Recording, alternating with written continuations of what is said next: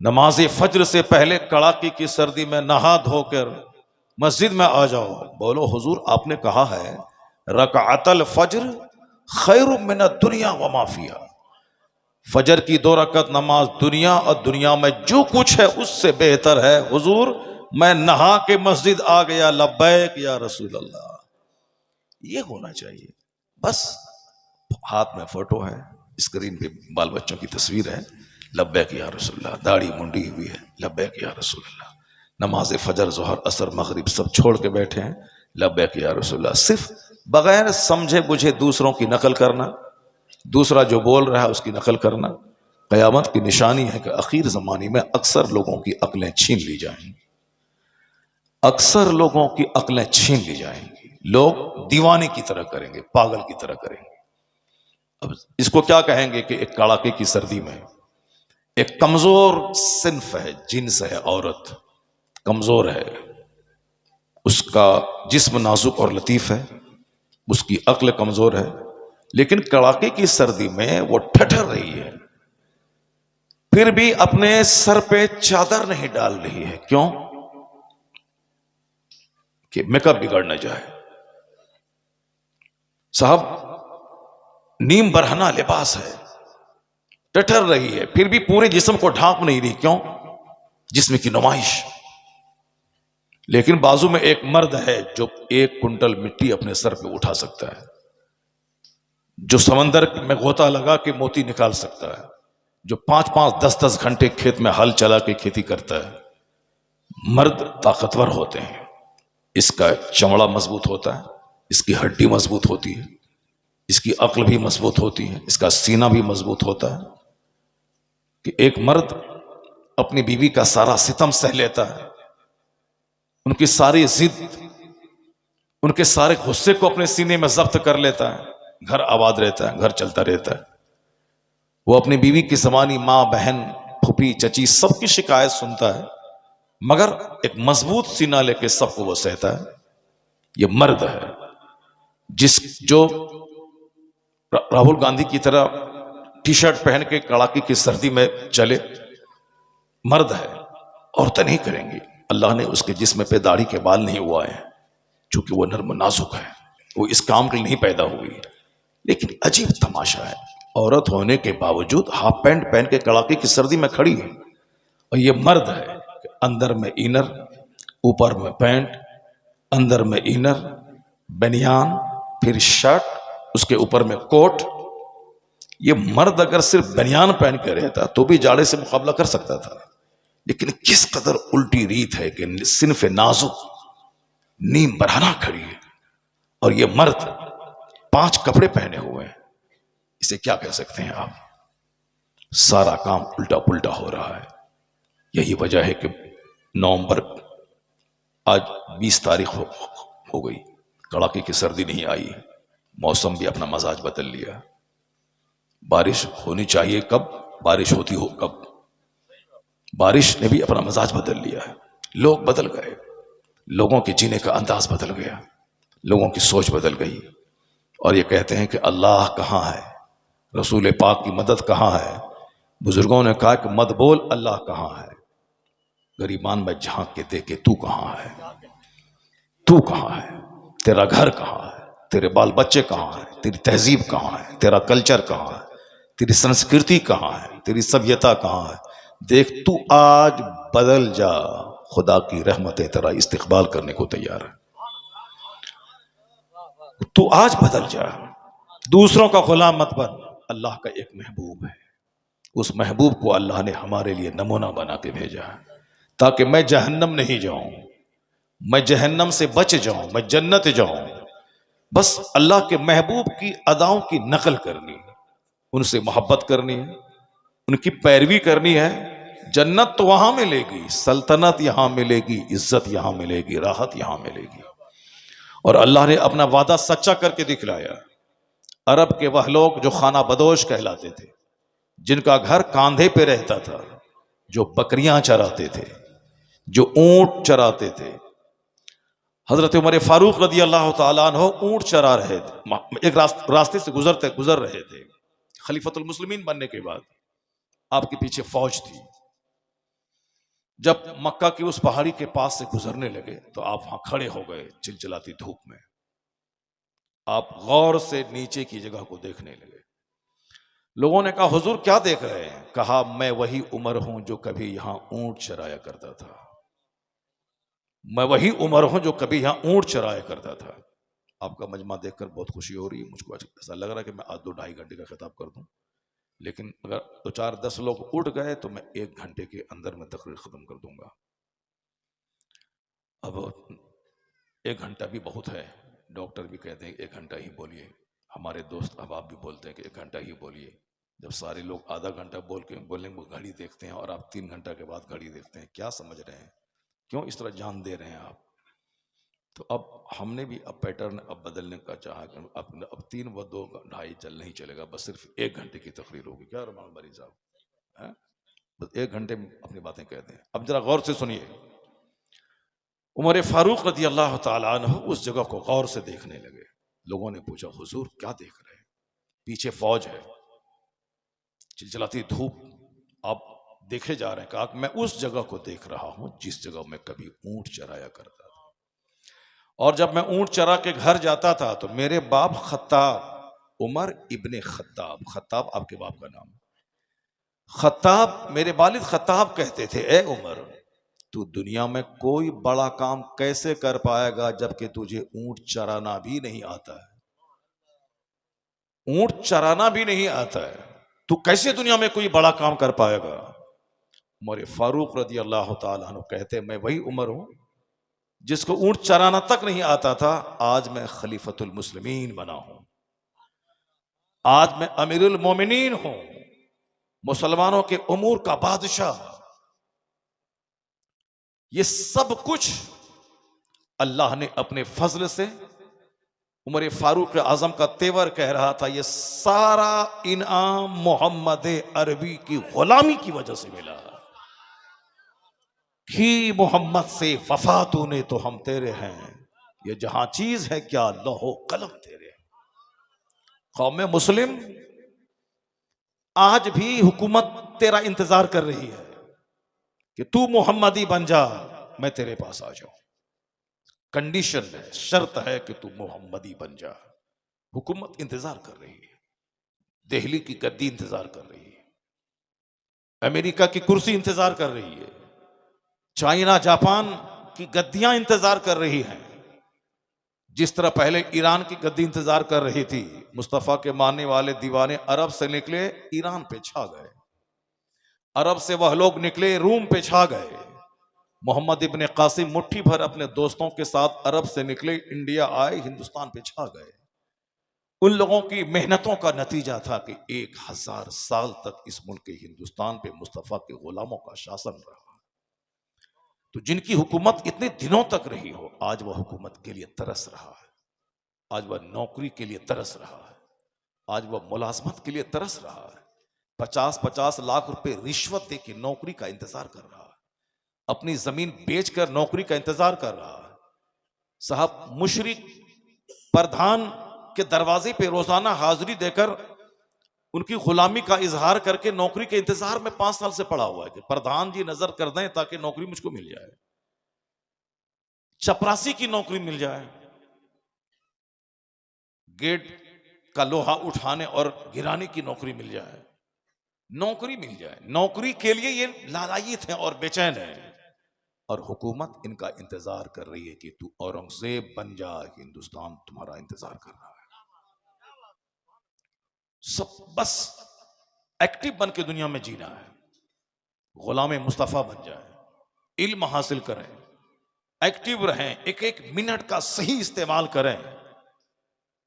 खेत गए बगैर वहां से गेहूं की फसल उपज के घर नहीं आती है, धान लगाए बगैर वहां से अगहन के मौसम में 100 कुंटल बासमती धान हमारे घर में नहीं आता है। जो बारिश के मौसम में भीग कर खेती करता है, इस अगहन के मौसम में वही धान के भंडार अपने घर में देखता है। जो शख्स मेहनत मशक्कत करके 30 साल तक 15 घंटे मेहनत करता है, वही किसी डिस्ट्रिक्ट का डिस्ट्रिक्ट मजिस्ट्रेट बनता है। जो मेहनत करके खखेड़ मोल लेकर बिजनेस करता है, वही आदमी एक दिन बहुत बड़ा ताजिर कहलाता है। मेहनत शर्त है हुकूमत लेने के लिए, मेहनत शर्त है दुनिया पे शासन करने के लिए, मेहनत शर्त है अपने बाल बच्चों को अच्छी आबरूमंदाना जिंदगी देने के लिए। या हम लोग चाहते हैं कि बताशा पे फातिहा दिला दें और आसमान से हीरे की बारिश हो जाए। हम लोग चाहते हैं कि मज़ार पाक पे जाके लोहवान जला दें और नीचे से सोने के हांडे मिल जाए। 1 करोड़ लोग अजमेर शरीफ में मुंतजिर हैं कि बाबा नजर कर दें ताकि हम कलकत्ता का सबसे बड़ा मालदार बन जाए। लाखों लोग मुंतजिर हैं वहां, बाबा एक नजर करें ताकि बगैर पढ़े लिखे हम डीएम बन जाएं। दुनिया के सिस्टम के खिलाफ नहीं होता है। अब जरा गौर से सुनिए, बातें मेरी तवील हो जाएंगी। इस तरह की बातें मैं हमेशा करता रहता हूँ, मेरी बहुत सारी तकरीरें आप सुनते रहें उसको। बहुत सारे लोग कहते हैं कि उस वक्त तक मुझको नींद नहीं आती है जब तक मैं आपकी तकरीर सुनता नहीं हूँ। सुनते सुनते मुझको नींद आ जाती है। रात में जब जागता हूँ 12 बजे, तब मैं मोबाइल ऑफ करता हूँ। बहुत सारे लोग हैं मेरी तकरीर की खिल्ली और मजाक उड़ाते हैं। तो जो जिस तरह का इल्म रखते हैं, जो जिस तरह की सोच रखते हैं, उसी तरह की बातें करते हैं। अब अक्लमंद कौन है, जरा गौर से सुनिए। इन्न फी खल्क़िस समावाति वल अर्द वख्तिलाफिल लैलि वन नहार लआयातिल लिउलिल अलबाब। अनडाउटेडली मीन्स डाउटलेस, बिला शक व शुबा, जमीन आसमान की पैदाइश में, जमीन यहां आसमान वहां, जमीन आसमान की पैदाइश में, in the creation of the heavens and the earth, आसमान और जमीन की पैदाइश में, in the changing of the night and a day, रात और दिन की तब्दीली में। अभी रात, इसके बाद दिन, फिर रात, ये चेंज होके जो रात दिन। अल्लाह क्या कहता है, रात दिन की तब्दीली में, जमीन आसमान की पैदाइश में। अक्लमंदों की आंख खुलने की बात है, बेवकूफों को इसमें कुछ समझ में नहीं आएगा। अक्लमंदों की आंख खुलने की बातें हैं। आयातुल लिउलिल अलबाब, tokens for those who reflect, जो रिफ्लेक्शन से काम लेते हैं, गौर व फिक्र से, उसके लिए निशानियां हैं। किसमें? जमीन और आसमान में। उसके लिए निशानियां हैं रात और दिन के बदल बदल कर आने में। अक्लमंदों की आंख खुलती है इससे कि हाँ, ये दुनिया बगैर खालिक के नहीं बनी। जैसे आजकल एक इर्तिदाद का मसला, नास्तिक होने का मसला, कोई खुदा नहीं, माज़अल्लाह, एक ट्रेंड चला हुआ है। बस दुनिया खुद से बनी, खुद से खत्म होगी, नहीं होगी, खाओ पियो मौज मस्ती करो, मरने के बाद कुछ नहीं होता है। माज़अल्लाह, 1000 बार माज़अल्लाह। काफिरों की सोच को देखकर मुसलमानों के बहुत सारे बच्चे भी, उसका ईमान कमजोर हो गया, उसी सोच में जीने लगे। वरना जहां इस कदर सख्त कानून है कि एक वक्त की नमाज छोड़ना हराम और गुनाह कबीरा है, उसके बावजूद एक पढ़ा लिखा आदमी नमाज नहीं पढ़ता है। आखिर वो क्या सोचता है? हुजूर फरमाते हैं, जिसने जानबूझकर नमाज तर्क किया वो कुफ्र किया, कुफ्र के करीब पहुंच गया। मन तरक सलात मुतअम्मदन फकद कफर। इतनी सख्त ताकीद सुनने के बावजूद बंदा नमाज नहीं पढ़ता है। क्या सोचता है वो, क्या समझ रहा है? जरूर कुछ हलचल मच रही है दिमाग में। या तो ये हलचल है कि अल्लाह सब माफ कर देगा, या फिर ये है ये सब कहने सुनने की बातें हैं, कुछ होता नहीं है। माज़अल्लाह, 1000 बार माज़अल्लाह। जबकि निगाहों के सामने देखता है कि 18 साल का जवान एक्सीडेंट किया, लाश के हजारों टुकड़े हो गए, बाइक से टक्कर, घर से निकला मुस्कुराते हुए, पान और गुटखा खाते हुए, 5 मिनट के बाद एक्सीडेंट किया। अब वहां से उसकी डेड बॉडी वापस आ रही। अभी मैंने कहा कि उत्तराखंड का एक आदमी मार्केटिंग करने के लिए, वो साहब बाजार आया था और मार्केटिंग करके लौट रहा था, रात भर शॉपिंग किया, लौट रहा था, रास्ते में आंख लगी ड्राइवर की, गाड़ी के 10 लोग सब स्पॉट डेथ कर गए। एक ही फैमिली के, लड़का भी उसमें था, लड़के का बाप भी उसमें था, लड़के का भाई भी उसमें था। अब एक ही फैमिली के सारे लोग स्पॉट डेथ कर गए। फिर भी लोग नहीं समझेंगे, नहीं समझेंगे उससे, नहीं वो मरा है, हम नहीं मरेंगे। हुजूर आका अलैहिस्सलाम ने क्या कहा था? लौ तअलमून मा अअलम लज़हिकतुम कलीलन वला बकैतुम कसीरा। आका फरमाते हैं, अगर तुम वो बात जान लो जो मैं जानता हूं तो तुम हंसोगे कम, रोगे ज्यादा। क्योंकि अभी आखिर जमाने में अकलें सबकी छीन ली जाएंगी, इसलिए सब हंसेगा। कोई राजू श्रीवास्तव की नकल करके हंसेगा, कोई उमर शरीफ की नकल करके हंसेगा, कोई चार्ली चैपलिन की नकल करके हंसेगा। सब हंसना चाहता है, कॉमेडी, पियानो, नाचना, थिरकना, ताकि गम हल्का हो, बीमार नहीं पड़े। आजकल एक ट्रेंड चला हुआ है कि हंसते रहिए ताकि बीमार नहीं पड़िएगा। डॉक्टर साहब कहते हैं कि लाफिंग, हंसते रहिए ताकि बीमारी आपके करीब नहीं आए। राजू श्रीवास्तव का नाम सुना आप लोगों ने? हंसता था, हंसाता था, एंड जवानी में मर गया, चला गया। वो तो हंसाता था करोड़ों को हंसाता था, बूढ़ा भी नहीं हुआ था वो। अचानक बीमारी आई, चला गया। आपने नाम सुना होगा, एक फिल्मी बहुत स्मार्ट एक्टर था, Sushant Singh Rajput. Smart, lean and थीन, खूबसूरत, हैंडसम जवान, बिहार पटना का था, फिर सब बोल रहे हैं। लेकिन इसी कोरोना काल में फांसी के फंदे पे लटक गया, मर गया। क्या क्या कमी थी? बंबई, करोड़ों का घर, फिल्म इंडस्ट्रीज में काम, मस्त रहता, हंसता रहता था। जो ज्यादा हंसता है वो ज्यादा रोता है। इसलिए ये फॉर्मूला बंदे का कि हंसते रहिए बीमारी नहीं आएगी, मुस्कुराते रहिए बीमारी नहीं आएगी, 100% गलत फॉर्मूला, गलत। और हमसे सुनिए कि साहब बीमारी कैसे दूर भागेगी? बीमारी दूर वहां भागेगी जहां हर वक्त अल्लाह का जिक्र होता रहता है, और जहां दुनिया के डॉक्टर की बात नहीं, जहां मुस्तफा की बात मानी जाती है, वहां बीमारी भागती रहती है। मदीना तैयबा में आका अलैहिस्सलाम के पास मिस्र का बादशाह एक डॉक्टर को भेजा था और दूसरा भी तोहफा भेजा था कि आका सरकार इस गुलाम का तोहफा कबूल कर लीजिए। आका अलैहिस्सलाम ने दूसरा तोहफा तो कबूल कर लिया, लेकिन डॉक्टर को यह कहते हुए वापस कर दिया, डॉक्टर की मदीने को हाजत नहीं है, क्योंकि हमारे यहाँ बीमार ही कम पड़ते हैं, हमारे यहाँ बीमार कम पड़ते हैं लोग, इसलिए तबीब की हाजत नहीं है। अब कम क्यों पड़ते हैं? आका फरमाते चूंकि हमारे लोग जब भूख लगती है तब खाते हैं, और अभी भूख बाकी रहती है, खाना छोड़ देते हैं। एक जबरदस्त फॉर्मूला है बीमारी से बहुत हद तक बचने का। जब भूख लगे तब खाएं। यहां लोग सोचते हैं कि नाश्ते में भी 4 रोटी खा लूं, 11 बजे भी बिस्किट और चाय पी लूं, फिर जोहर के बाद 2 बजे भी बिल्कुल गर्दन तक चावल, दाल और पापड़, सलाद सब खा लूं, फिर 4 बजे एक बिस्किट और चाय पी लूं, समोसा खा लूं, फिर मगरिब के बाद एक चाय पी लूं, फिर रात में इशा की नमाज के बाद बिल्कुल दबा करके गले तक मैं खाना खा लूं। और जब रात में भूख नहीं लगती है तो डॉक्टर के पास चला गया, हुजूर सर भूख नहीं लगी। बताइए, इन नाश्ता में 4 रोटी खाया है, दोपहर में दबा के खाया है, अब ये चाहता है कि रात में भी उसी तरह खाऊं। और ये काम कौन करता है? ये काम 50 प्लस 60 प्लस लोग जो 60 साल से ऊपर चले गए, उनको भूख नहीं लग रही है। अब वो कहता है कि डॉक्टर बाबू मुझको भूख नहीं लग रही है।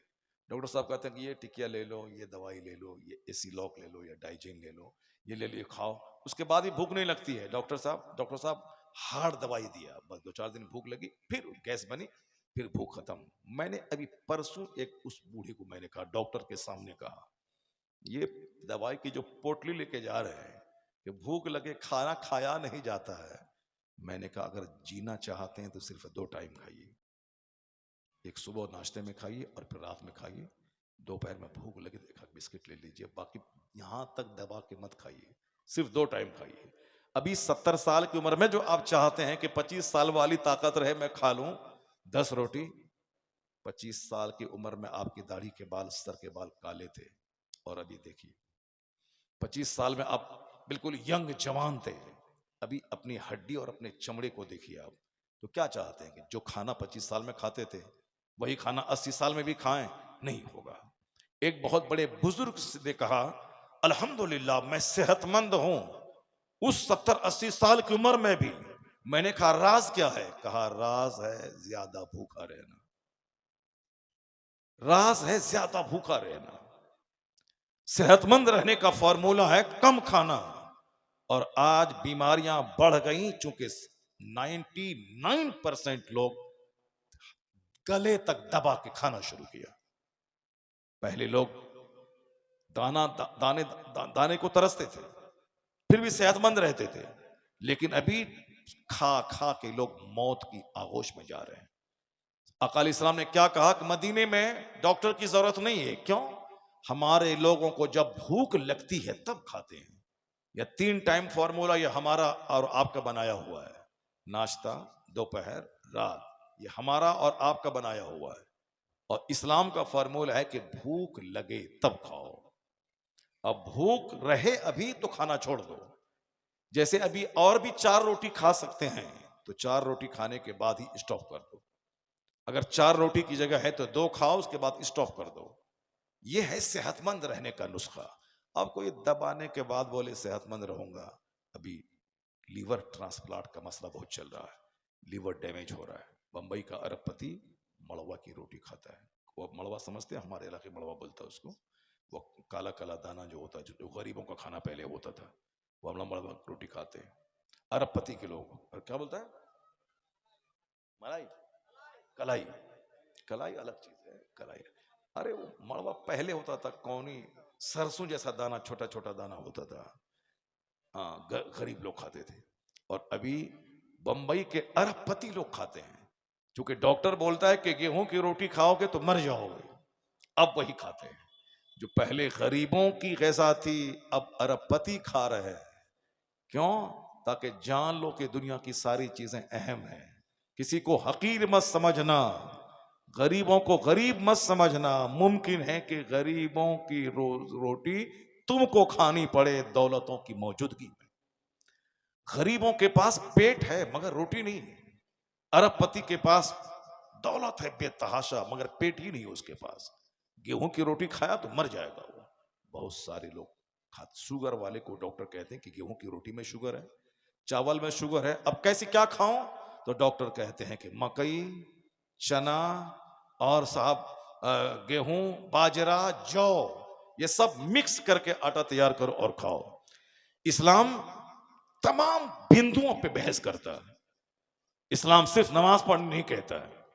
From the cradle to the grave, मां की गोद से लेके कब्र की गोद तक तमाम मौज़ूआत का अहता इस्लाम करता है। हर टॉपिक पे बहस इस्लाम करता है। कौन कहा था knowledge is power, knowledge is light? इस्लाम ने कहा था। कौन कहा था knowledge is ornament, knowledge is arm? किसने कहा था कि इल्म जेवर है, इल्म जीनत है, इल्म हथियार है, इल्म बेहतरीन साथी है, इल्म ताकत है, इल्म रोशनी है? किसने कहा था? आज अगर कोई कहते हैं हमारे इंडिया में या अमेरिका में या चाइना जापान में Mao Zedong, Mussolini, Hitler, doctor Washington, Abraham Lincoln, Ambedkar, Gandhi, Nehru, आज हमारे प्रधानमंत्री मोदी, कोई भी कहते हैं, ये आज कहते हैं, मगर मेरे पैगंबर ने 1400 साल पहले कहा था, अलैकुम बिल इल्म फइन्नल इल्म नूरुन। इल्म हासिल करो, इल्म लाइट का नाम है। इल्म हासिल करो, इल्म रोशनी का नाम है। Obtain knowledge, knowledge is power. इल्म हासिल करो, इल्म ताकत का नाम है। सरकार ने किस टॉपिक को टच नहीं किया? यहां तक कि हिंदुस्तान के अल्हड़ गंवार मेरे सरकार की तौहीन करते हैं। ये गंवार कुछ नहीं जानते। अमेरिका, यूरोप का दानिश्वर कहता है कि इस्लाम के पैगंबर के ताल्लुक से उन्होंने अपने हार्ट्स की फीलिंग को जो एक्सप्रेस किया है, वो कहते हैं how loftiness is the morality of the holy prophet of Islam. इस्लाम के पैगंबर की अखलाक की बुलंदी का क्या आलम है। वो कहते he made battle field civilised, यानी वो मैदान जंग जहां कत्ल होता है, जहां खून बहाया जाता है, जहां नहीं देखा जाता कि सामने दुश्मन का बच्चा या दुश्मन की बीवी।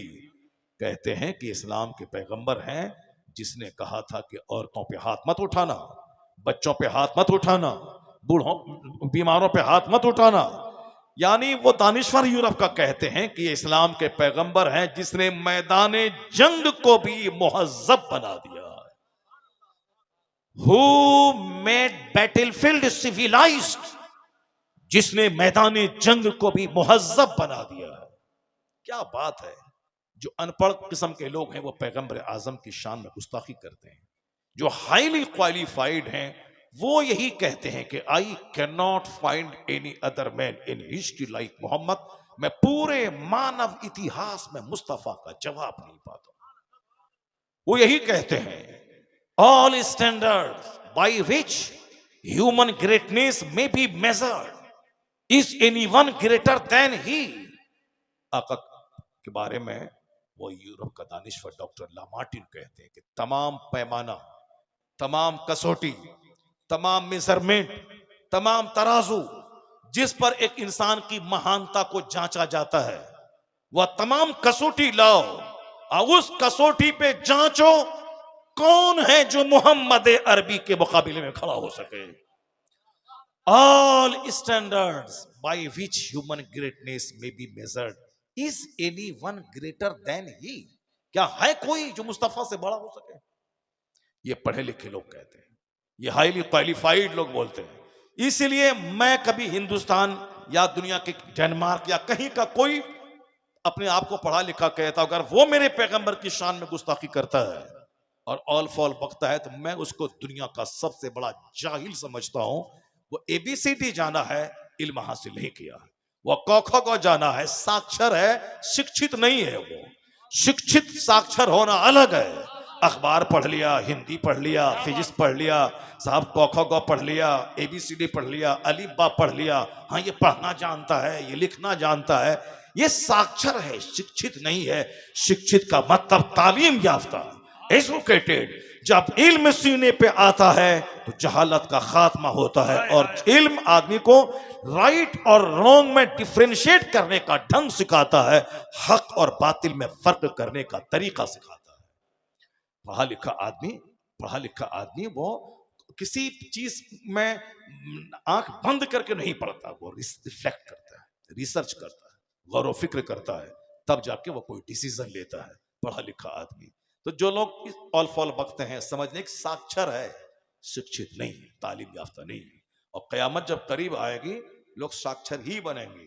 एबीसीडी क ख ग, मैथमेटिक्स ए प्लस बी, बस यही सब जानेंगे। वो आला तालीम है जो आदमी को इंसान बना दे। तालीम वो जो आदमी को खरे खोटे का फर्क सिखा दे। तालीम वो है जो आदमी को आदमियत पैदा कर दे, आदमियत आदमी के अंदर जगा दे। तालीम वो है जो चलता फिरता इंसान बना दे, उसे जहालत गंवारपन से बचा दे। और आजकल साहब डॉक्टर हैं और बातें जाहिलों की तरह कर रहे हैं, साहब साइंटिस्ट हैं और बातें गंवार की तरह करते, कहते कोई खुदा नहीं है, कोई गॉड नहीं है, दुनिया खुद से बनी है। एक घर खुद से बनता नहीं है, एक छोटा सा सामान खुद से बनता नहीं है, और ये विशाल संसार, ये संपूर्ण ब्रह्मांड बगैर खालिक के बन जाए, ये पूरी कायनात बगैर मालिक के चले, ऐसा कभी नहीं हो सकता। जिस दिन अक्ल पुख्ता होगी, इल्म जवान होगा, कलमा पढ़ने वालों की तादाद में इजाफा होता चला जाएगा। क्या कहने। और इस तरह की बातें मैं अक्सर करता हूं कि आज आप लोग मायूस हैं टेलीविजन के न्यूज सुनकर, सोशल मीडिया की खबरें सुनकर। अरे फिलिस्तीन में ये जुल्म हो गया, वहां हो गया, अमेरिका में ये हो गया, डेनमार्क में ये हो गया, इंडिया में साहब बहुत सारी मीडिया पे चलता है कि हम मुसलमानों को सताया जा रहा है, वहां मस्जिदें तोड़ी जा रही हैं। ये एक पार्ट है, तस्वीर का एक रुख है। मुस्लिम सताए जाते हैं अपनी बदअमली की वजह से।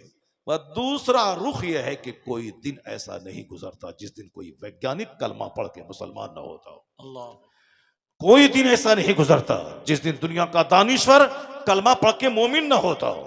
गमार जाहिल वो क्या जाने इस्लाम क्या है। कोस्टो, फ्रांस का वैज्ञानिक कोस्टो, उससे पूछें कलमा क्यों पढ़ा। डॉक्टर मेगाटे तेजासेन, थाईलैंड की राजधानी बैंकॉक का एनाटॉमी का प्रोफेसर, उससे पूछें कि इस्लाम क्यों कबूल किया। पूछें उस प्रिंसेस, ब्रिटेन की शहजादी से जो इस्लाम कबूल करना चाहती थी। पूछें उससे रूस के प्रेसिडेंट से जो इस्लाम कबूल करना चाहता था। दुनिया में बहुत सारी ऐसी खबरें हैं जो इस मीडिया के लोग नहीं चलाते हैं। एक मोटी किताब है, कौन क्या पढ़ा और कलमा पढ़ के मुस्लिम कैसे बना। किस तरह दुनिया में एक इनकलाब, खामोश इनकलाब है। और अभी मैंने एक न्यूज सुनी कि 2015 से लेके 20 तक दूसरे मजाहिब के लोगों ने हिंदुइज्म को कबूल किया 30,000 की तादाद में। और इस्लाम कबूल किया है 30 लाख लोगों ने 5 साल के अंदर इस्लाम कबूल किया, 2015 से लेकर 2020 के अंदर में। और अभी जब से फिलिस्तीन की जंग चल रही है, जिस खबीस ने कहा था कि 3 दिन में गाजा को मैं फतह कर लूंगा, हमास को दुनिया से मिटा दूंगा, आज 1 साल 4 महीने हो गए। आज की न्यूज है कि नेतन्याहू ने ऐलान किया है कि जो भी मेरे बंधक का पता लगाएगा उसको 42 करोड़ रुपए देंगे, उसको इंडियन 42 करोड़ रुपए, 42 करोड़ रुपए, 42 करोड़ इंडियन करेंसी के हिसाब से, और वो शायद 5 मिलियन ऐसा कुछ बोला था कि 42 करोड़ रुपए उसको दूंगा जो मेरे बंधकों का पता लगाएगा कि कहाँ है, कहाँ है। पूरी सुपर पावर है अमेरिका, और साहब पता नहीं लगा पा रहे कि हमारे बंधकों को कहाँ छुपाया गया। 3 दिन में मिटा देंगे। 1 साल 3 महीने से जायद का अरसा गुजर गया और अब तक वो गाजा को जीत नहीं पाया और अपने बंधकों को छोड़ा नहीं पाया। अब जरा गौर से सुनिए, इसी दरमियान में बहुत सारे लोग कलमा पढ़ के मोमिन बन गए यूरोप और अमेरिका में। क्यों? सुपर पावर मिल के इन निहत्थे कमजोर हाफिज कुरान आलिम दीन, जिसको अल्लाह की जात पर भरोसा है, एटम बम से ज्यादा खतरनाक बम गाजा में गिराया गया, मगर उसके बावजूद आज हमास जिंदा है और फिलिस्तीन के मुसलमान जिंदा हैं, शान से रह रहे हैं। यह इस बात की दलील है कि एटम बम भी वहां काम नहीं करता जहां इस्लामी ताकत काम क्या करती है। इनके पास सब्र की ताकत है, मुसलमान के पास तवक्कुल की ताकत है, इनके पास कुरान की ताकत है, इनके पास मुस्तफ़ा की रहमतुल लिल आलमीन की ताकत है, इनके पास खुदा पर एतमाद की ताकत है। तो आज इसको देखकर गैर मुस्लिम कलमा पढ़ रहे हैं। और अफसोस की बात तो यह है कि हमारा मुसलमान भाई इस जंग को देखने के बाद नमाजी नहीं बना, तहज्जुद गुजार नहीं बना, चाश्त इशराक नहीं पड़ा। होना यह चाहिए था अल्लाह की मदद आंखों से देखते हुए कि फिलिस्तीन आज तक जिंदा है, 70 साल से जुल्म हो रहे हैं।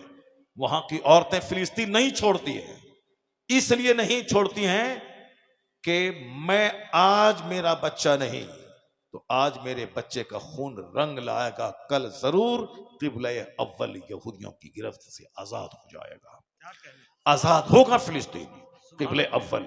और अब आजादी के बिल्कुल करीब पहुंच चुका है। यहूदियों का सत्यानाश होगा। अब ये शिकस्त खाएंगे और यही मुट्ठी भर दीवाने मुस्तफा के पूरी दुनिया में झंडा लहराएंगे। वो वक्त अब करीब आ रहा है। मुसलमानों का दिल इतना दुनिया की मोहब्बत में सख्त हो चुका है कि आंखों से देख रहे हैं कि जो बोला था 3 दिन में खत्म करूंगा, 1 साल 3 महीने में खत्म नहीं कर पाए। तो अब इसे क्या कह सकते हैं आप? तो अब मुसलमानों को कम से कम तहज्जुद गुजार होना चाहिए, नमाज चाश्त और इशराक पढ़ना चाहिए, नमाज पंजगाना पाबंदी से पढ़ना चाहिए, सच्ची तौबा करनी चाहिए, हराम को छोड़ के हलाल की तरफ लपकना चाहिए। मगर आज अगर कोई हिंदू हमारी मस्जिद के सामने अगर डीजे बजाता है तो हम तो दंगा फसाद के लिए तैयार हो जाते हैं, लेकिन मुसलमानों का एक बड़ा तबका बैंड बाजा मस्जिद के सामने बजाता है, मस्जिद के सामने से बारात ले जाता है, वो अपने डीजे को बंद नहीं करता है। किस कदर विडंबना, कितनी बड़ी ट्रेजेडी है, कितना बड़ा अलमिया है ये। आज गैर मुस्लिम हमारे उलमा के सामने आकर के वो हाथ जोड़ता है, कहता है कि आपने तावीज दी और हमारे बच्चे अच्छे हो गए, आपकी तावीज में बड़ा असर है। वो अपने हिसाब से अपनी जबान में कहता है कि भगवान तो हमारे घर में जो मिट्टी का पुतला है वो नहीं, भगवान तो आप हैं, जो आप तावीज दी हमारा बच्चा अच्छा हो गया। यानी बुतों के पुजारी इस तरह की बातें करते हैं। मस्जिद के दरवाजे पे मगरिब की नमाज के बाद हर शहर में 99% गैर मुस्लिम की औरतें छोटे छोटे बच्चों को लेकर खड़ी रहती है और ये कहती हैं कि बाबा फूंक देते हैं तो मेरा बच्चा अच्छा रहता है, बाबा फूंक देते हैं। ये क्या है? ये इस्लाम की हक्कानियत है कि नमाजी मस्जिद से निकले और फूंक दें तो बच्चे अच्छे हो जाएं। तो वह लोग तो हमारे आलिमा और आइमा का एहतराम करते हैं और हमारे बच्चे जलसे से भाग जाते हैं। क्यों भाग जाते हैं? कि तकरीर कौन सुनेगा, नमाज कौन इस जमाने में पढ़ेगा, कौन इस जमाने में इस्लामी लिबास पहन करके जन्नती बनेगा, जो होगा देखा जाएगा। ये मौलाना साहब इस जमाने में कहते हैं, इस जमाने में हाथ में मोबाइल, फटा हुआ पैंट, वो जीन्स, साहब दाढ़ी मोछ मुंड कर, जोकरों की तरह बाल रखकर, गले में सिकरी, हाथ में धागा, हम सोने की 4 अंगूठी पहन के मौज मस्ती, रिलैक्स, इंजॉय करना। इस जमाने में दुनिया कहां से कहां पहुंच गई, ये मौलाना साहब कहां ले जाना चाहते हैं। हमारे बच्चे सबक हासिल करें कि कुफ्फार व मुशरिकीन मेरे उलमा का एहतराम करते हैं, उनका अदब करते हैं, उनका पांव छूते हैं। और आप अपने ही इमाम के पीछे मस्जिद से बाहर निकल के 2 घंटा चाय की दुकान पर बैठकर इमाम साहब के निकालने की प्लानिंग बनाते आओ, इमाम साहब को निकालने की प्लानिंग बनाते हैं। अगर आप इमाम साहब को निकालने की प्लानिंग बनाया तो कोई एक इमाम नहीं मिलेगा दुनिया में। अगर आपने इमाम की कदर नहीं की और इमाम को 50,000 25,000 पे तनख्वाह नहीं दिया तो कोई बच्चा मदरसे में नहीं पढ़ेगा। और मैं कहीं पैगाम दिया था आज से 10 साल पहले कि एक मदरसे को खूबसूरत होना चाहिए, मस्जिद के इमाम की तनख्वाह 25,000 होनी चाहिए, ताकि जब एक बाप अपने बच्चे के बारे में प्लान बनाए कि मैं कहां पढ़ाऊं, इंजीनियरिंग कॉलेज में पढ़ाऊं या मदरसे में पढ़ा के आलिम बनाऊं, तो वो बोले कि मेरा बेटा इंजीनियर बनेगा, तो वो कॉलेज फैक्ट्री में मुलाजमत करेगा, तो वो दाढ़ी मोच मुड़ के नमाजें छोड़ के 50,000 25,000 महीना कमाएगा। और आजकल तो इंजीनियर थोक हैं, 10,000 रुपए महीने में इंजीनियर मिल जाते हैं, गली गली इंजीनियर है। अब जो हाई क्लास के इंजीनियर है उसकी तनख्वाह 1 लाख है, बाकी जनरल तो 10,000 20,000 कमाते हैं, 25,000 रुपये महीना कमाते हैं। मैं कहता हूं जब एक बेटा इंजीनियर 25,000 महीना कमाता है, एक आलिम को अगर 25,000 रुपये महीना मस्जिद में मिले तो मालूम है क्या होगा। तो एक बाप सोचेगा कि यहाँ दस्त बोसी है, यहाँ कदम बोसी है, यहाँ नमाज की पाबंदी है, यहाँ जुमा के दिन जब एक इमाम अमामा बांधकर हाथ में असा लेके मेंबर पे खड़ा होता है, ऐसा लगता है जैसे कोई कमांडर इन चीफ अपनी फौज को ललकार रहा हो, जैसे कोई बादशाह अपनी रियाया को खिताब कर रहा हो। दस्तबोसी, कदम बोसी, मेहमान की तरह रोजाना खाना, 25,000 रुपये नजराना। मैं यकीन के साथ कहता हूं कि एक बाप ये राहत, ये इज्जत देखकर अपने बेटे को इंजीनियर छोड़कर अपने बेटे को आलिम बनाना पसंद करेगा, क्योंकि यहां दुनिया भी है और आखिरत भी है, और यहां सिर्फ दुनिया के चंद सिक्के हैं। और अगर इमाम साहब को जलील किया गया, उनको समाज में एक हाशिए पे खड़ा कर दिया गया, तो कोई भी गैरतमंद अपने बेटे को आलिम नहीं बनाएगा। इनकी इस हालत को देखकर तो आने वाले वक्त में कोई नमाज पढ़ाने वाला नहीं मिलेगा। बस मैं अपनी गुफ्तगू को आगे बढ़ाऊं। अक्लमंद वो है जो जमीन आसमान की पैदाइश पे गौर व फिक्र करता है, जो सोचता है। अल्लज़ीना, अल्लाह की परिभाषा ये है, अल्लाह ने अक्लमंदों की परिभाषा जो की है वो ये है, अल्लज़ीना यज़कुरून अल्लाह क़ियामन व क़ुऊदन व अला जुनूबिहिम। अक्लमंद वह लोग हैं जो उठते बैठते लेटे अल्लाह का जिक्र करते हैं। सुभान अल्लाह, जरा जोर से बोले सुभान अल्लाह, ये अल्लाह का जिक्र है। जरा जोर से बोले अल्हम्दुलिल्लाह, जरा जोर से बोले सुभान अल्लाह। तो अल्लाह का जिक्र करने वाले अक्लमंद हैं। अल्लज़ीना यज़कुरून अल्लाह क़ियामन व क़ुऊदन व अला जुनूबिहिम। Those who remember Allah sitting, sleeping, reclining, वह जो सोते हुए, लेटे हुए, खड़े, झुकते हुए अल्लाह को याद करते हैं, वो अक्लमंद हैं। वयतफक्करून फी खल्क़िस समावाति वल अर्द, and they consider in the creation of the heavens and the earth। अक्लमंद वह लोग हैं जो जमीन और आसमान की संरचना पे, इसके स्ट्रक्चर पे, इसकी पैदाइश पे गौर व फिक्र करते हैं, वो अक्लमंद है। अल्लाह ने अक्लमंद किसे कहा? जो गौर व फिक्र करते हैं, जो इस दुनिया से ज्यादा आखिरत के बारे में सोचते हैं। अक्लमंद जो हयात और मौत के फलसफे पे गौर करते हैं। अक्लमंद जो मकसद हयात पे गौर करते हैं। अक्लमंद जो दरख्तों और जंगलों को देखकर सबक हासिल करते हैं। ये बताएं अक्लमंद कितने हैं दुनिया में? हमारे नजदीक पैसा वाला, हमारे नजदीक मकान वाला अक्लमंद है, हमारे नजदीक फॉर्च्यूनर चलाने वाला अक्लमंद है, जबकि 10-10 करोड़ की जागवार कंपनी की कारें आज हम अगर गैर मुहज्जब जबान में कहें, बहुत सारे ऐसे गधे हैं जो 10 करोड़ की जागवार कंपनी की कार पे चलते हैं, जिसको ना बोलना आता है, जिसको ना लिखना आता है, ना जिसको समझना आता है। बस शराब के नशे में धुत 2-4-10 का मर्डर किया, बाहुबली बन गए, लोगों ने डर से उनको वोट दे दिया और एमपी बन के पार्लियामेंट पहुंच गए। अब वहां से निकले साहब 10-10 करोड़ की कार पे चल रहे हैं। अब जिसको बोलना तक नहीं आता, जिसको डिसिप्लिन नहीं आती, बस 2-4-10-20 का मर्डर किया, बाहुबली हो गया। अब लोगों ने डर के मारे वोट दिया, असेंबली और पार्लियामेंट पहुंच गए। अब अरबों में खेल रहे, क्या कहेंगे उसे आप? जिसे एक जुमला लिखना नहीं आता, एक जुमला बोलना नहीं आता हो, तो फॉर्च्यूनर इस बात की दलील नहीं कि वो अक्लमंद है। 1 करोड़ का बंगला यह दलील नहीं कि वो अक्लमंद है।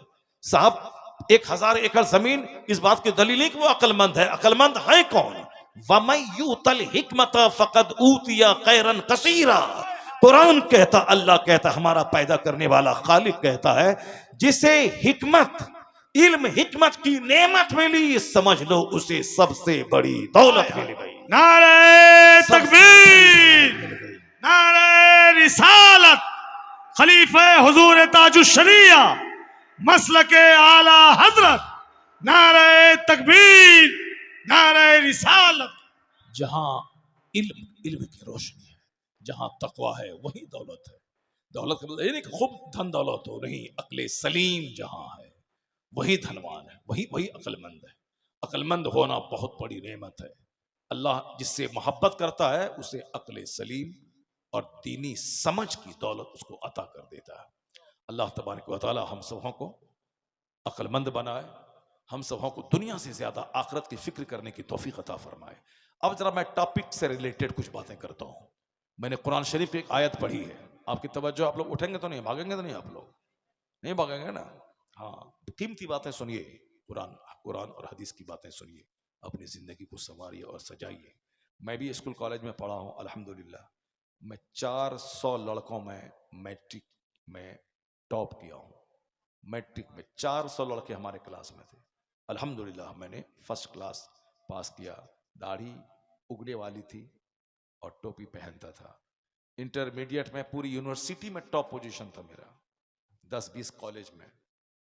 अल्हम्दुलिल्लाह दाढ़ी थी, सर पे टोपी थी। ऐसा नहीं कि गुटखा खाएं, फिल्म जाके देखें, खड़े होके पेशाब करें, हा करें, कॉमेडी करें, बच दोस्तों के साथ शरीफों बूढ़ों का मजाक उड़ाएं, माँ बाप को आंख दिखलाएं, तब जाके ये क्या कर रहे हैं भाई, ये ग्रेजुएट है, ये कॉलेज में पढ़ रहे हैं। तो कॉलेज में पढ़ रहे हैं तो बस में सफर कर रहे हैं, बस कंडक्टर को 2 तमाचा मार दिया, रिजर्वेशन डब्बा जिसका उसको हटा दिया और अपने से बैठ। क्यों साहब, ये कॉलेज के स्टूडेंट है।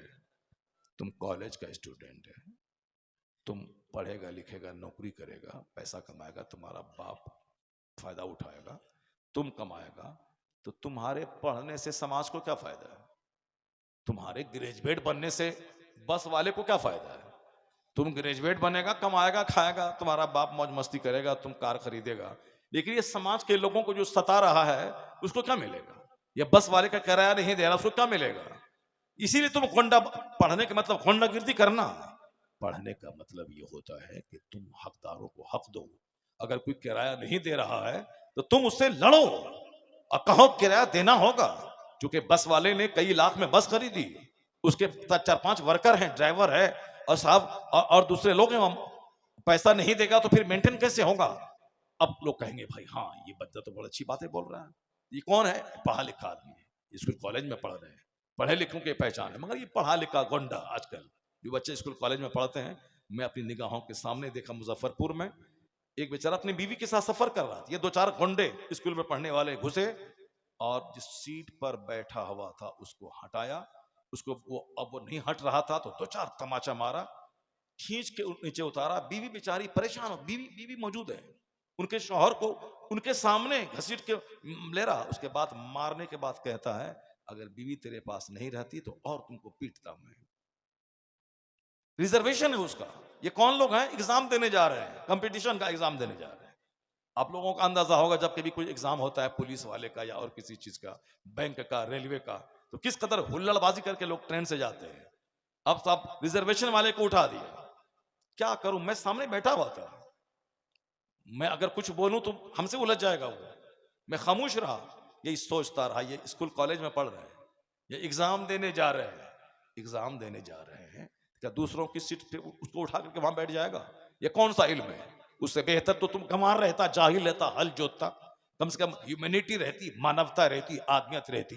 और तुम पढ़ने लिखने के बाद नौकरी करके पैसा कमा के तुम किसको देगा? समाज को तुमसे फायदा उस वक्त पहुंचेगा जब तू समाज के लिए शुभ चिंतक बन जाएगा, समाज को अपने से फायदा पहुंचाएगा। सिर्फ पढ़ा, नौकरी किया, दूसरों को जलील समझ रहे हैं, समाज के सारे लोगों को हकीर समझ रहे हैं, मकान बना रहे हैं, ये कौन सी तालीम हो गई? ये कौन सा इल्म हो गया? इसी तरह का इल्म जब बढ़ेगा तो मंत्री बनने के बाद वो घोटाला करेगा, डीएम बनने के बाद वो रिश्वत लेगा, ब्लॉक डेवलपमेंट ऑफिसर बनने के बाद वो खजाने को लूटेगा, जिस तरह आज हिंदुस्तान में हो रहा है तमाशा। इसी तरह का इल्म रहा तो मेडिकल कॉलेज का प्रिंसिपल होके औरतों की आबरू के साथ खेलेगा, खूबसूरत हसीनाओं की इज्जत को लूटने का रैकेट अपने मकान के तहखाने में चलाएगा। सारी दुनिया जान रही है क्या तमाशा हुआ है। ये पढ़े लिखे लोग हैं जो इस तरह की हरकतें कर रहे हैं। पढ़े लिखे वो नहीं हैं जो ABCD जाने और 2 टका कमाए, दूसरों को अपने से तकलीफ पहुंचाए। नहीं, पढ़ा लिखा वो है जो अपने से दूसरों को लाभ पहुंचाए, अपने से दूसरों को फायदा पहुंचाए।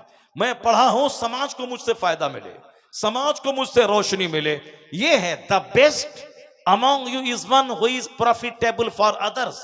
तुम्हें सबसे अच्छा वो है जो दूसरों के लिए लाभदायक हो, हानिकारक न हो, जो दूसरों के लिए प्रॉफिटेबल हो, नॉन प्रॉफिटेबल मत बनो।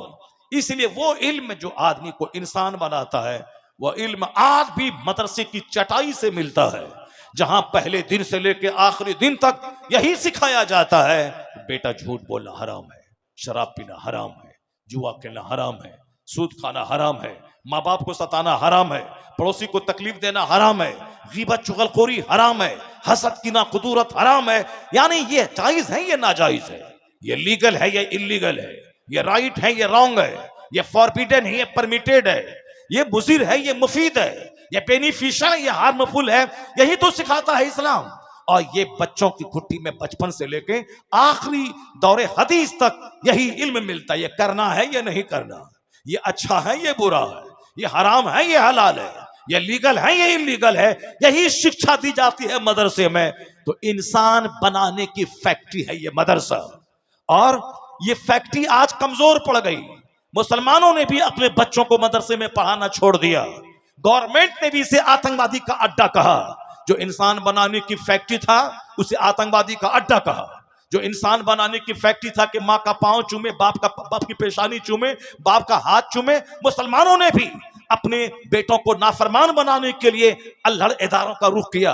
अब वहां से बच्चा पढ़ के आने के बाद बाप को आंख दिखाता है, छाती पर बैठ के 2-4 फाइट लगाता है। अगर बच्चा मदरसे का पढ़ा हुआ बता दे कि कोई करोड़ों में कोई अगर बेहुदा ऐसा होगा जो माँ बाप को मारा होगा, वरना 99% बच्चे मदरसे के पढ़े हुए वो अपने बाप का हाथ चूमते हैं। बाप है उसका शराबी, बाप है उसका काश्तकार, मगर वो उसका हाथ चूमते हैं, उनकी पेशानी को बोसा देते हैं, अपने बाप का पांव चूमते हैं। मालूम है कि बाप का पांव चूमने से जन्नत की खुशबू मिलती है, माँ के पांव के नीचे जन्नत है। तो इंसान बनाने की फैक्ट्री है मदरसा। हमारे मालदारों ने इन मदरसों को वीरान करके क्रिश्चियनों के स्कूल को आबाद किया। 10-10 हजार रुपए महाना देकर उसके स्कूल में अपने बच्चों को पढ़ाया। और क्या बनाने के लिए पढ़ाया वह सबको मालूम है। और ये फैक्ट्री इंसान बनाने की फैक्ट्री आज करा रही है, आज चिल्ला रही है। बच्चे इसके पास नहीं है। वहां जानवर बनाने के लिए वहां दरवाजे एडमिशन क्लोज्ड है। और यहाँ इंसान बनाने की फैक्ट्री में बच्चे स्टूडेंट नहीं है।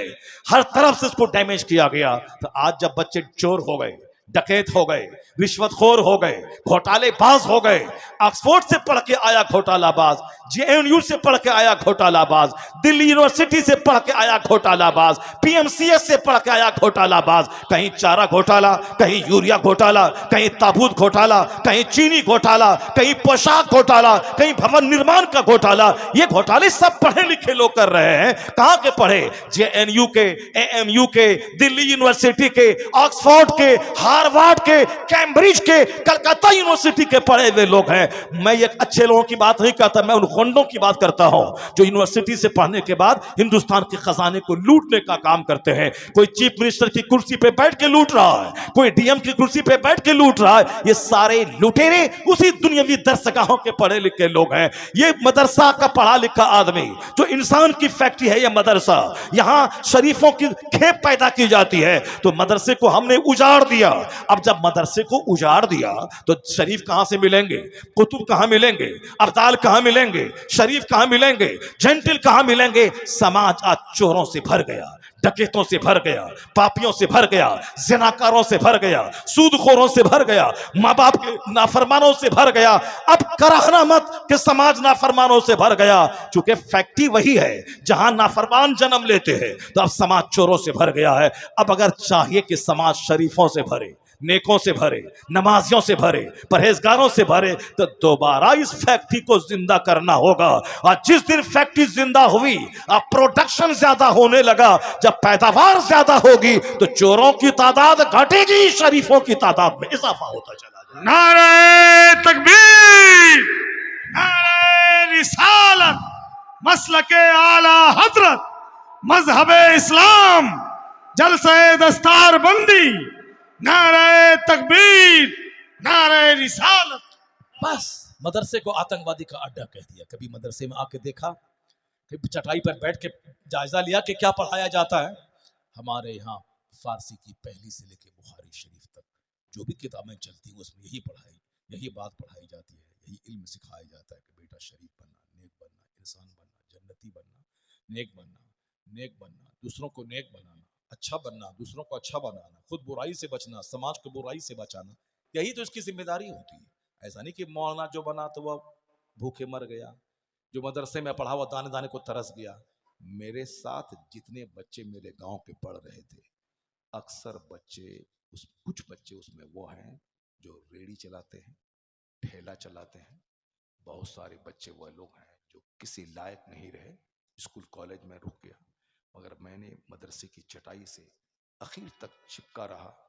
यहीं पढ़ने के बाद वहाँ से इंटरमीडिएट किया, ग्रेजुएशन किया, पोस्ट ग्रेजुएशन किया, यानी फर्स्ट से लेकर लास्ट तक सारी डिग्री मैंने कॉलेज की हासिल की मदरसे से रहने के बाद।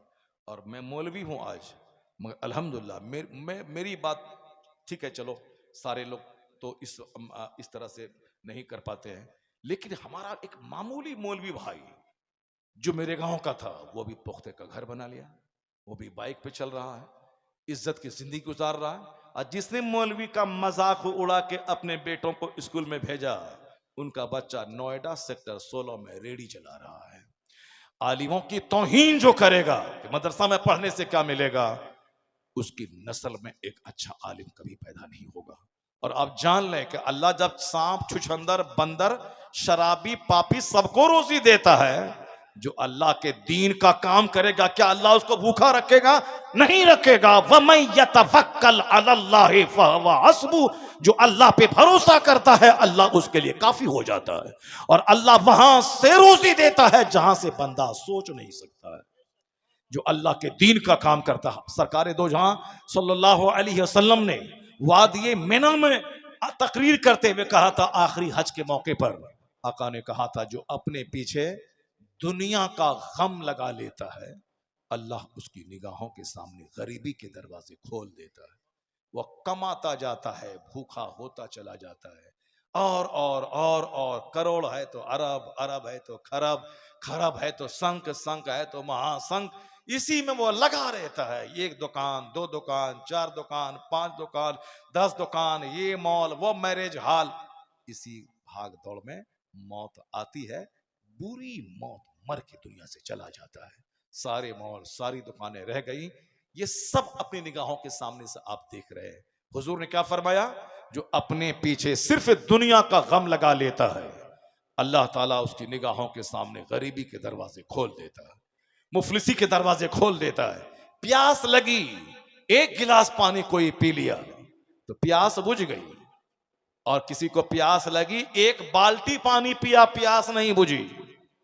इसका मतलब है कि यह प्यास अजाब है। ये बाल्टी पानी पी गया, प्यास नहीं बुझी, और करता पेट फट गया। और यहां एक गिलास पिया, आसूदगी हो गई, प्यास बुझ गई। ये एक गिलास पानी जो आदमी की प्यास बुझा दे, वह 1 टन पानी से बेहतर है जो प्यास ना बुझा सके।